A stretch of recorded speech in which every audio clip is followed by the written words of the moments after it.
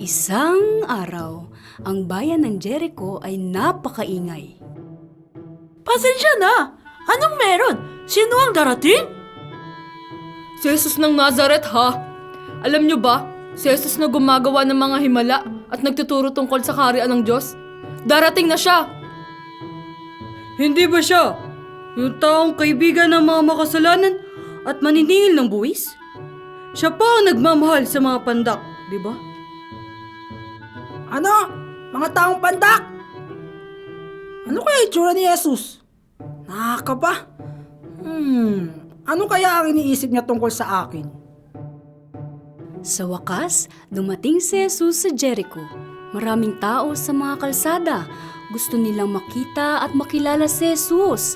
Sa mga tao, mayroong mayaman at maniningil ng buwis. Ang pangalan ay si Sakeo. Gustong-gusto ni Sakeo na makita si Jesus. Pero masyadong maliit siya para makita ito. At hindi binigyan ng puwang ng mga tao si Sakeo para makakita. Talagang pandag ka! Pero sobrang tapang mo! Kailangan mong uminom na maraming gatas! Pandag! Oy, umalis ka na! Sobrang gusto talaga makita ni Sakeo si Jesus. Gusto niya lang makita ang muka ni Jesus. Si Jesus ang taong kaibigan ng mga makasalanan at mga maniningil ng buwis. Si Sakeo ay nag-iikot-ikot, sinusubukan niyang hanapin ang paraan para makita ito. At doon niya ito nakita, isang puno. Tumakbo siya doon at umakyat sa punong sikamoro para makita si Jesus. Gusto ko nang makita si Jesus! Jesus! Una ka rito! Halika na! Sa lalo madaling panahon, dumaraan si Jesus sa punong sikamoro. Tumingin siya pataas at nakita si Sakeo. Sinabi ni Jesus, Zacchaeus, anong ginagawa mo riyan? Bumaba ka. Halika rito. Di ba't meron kang kwarto na nakalaan sa akin? Ako'y tutuloy sa iyong bahay ngayong gabi. labis na nagulat si Sakeo. Tinawag niya ang pangalan ko! Paano niya ako nakilala? At paano niya alam na may bakante ang kwarto sa bahay ko? Oo! Ito'y kamangha-mangha! Gusto ni Jesus na magkasama kami! Kaagad na bumaba si Sakeo mula sa puno. Siya'y labis na masaya at dinala si Jesus sa kanyang bahay.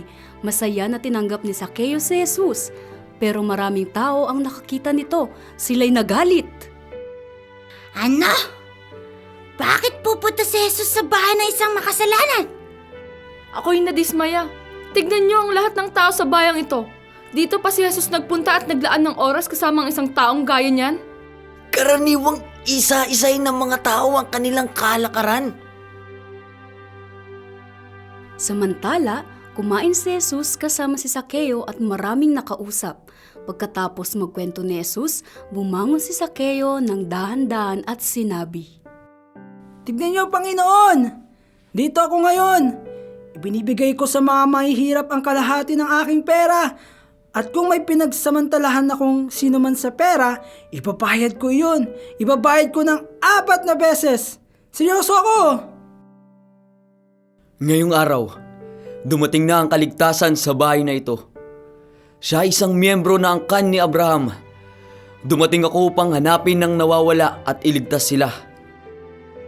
Maraming tao ang nakarinig ng balitang ito, ngunit sila'y galit na ngayon kay Jesus dahil minahal at pinagpala ni Jesus ang isang tao na gaya ni Sakeo, isang makasalanan.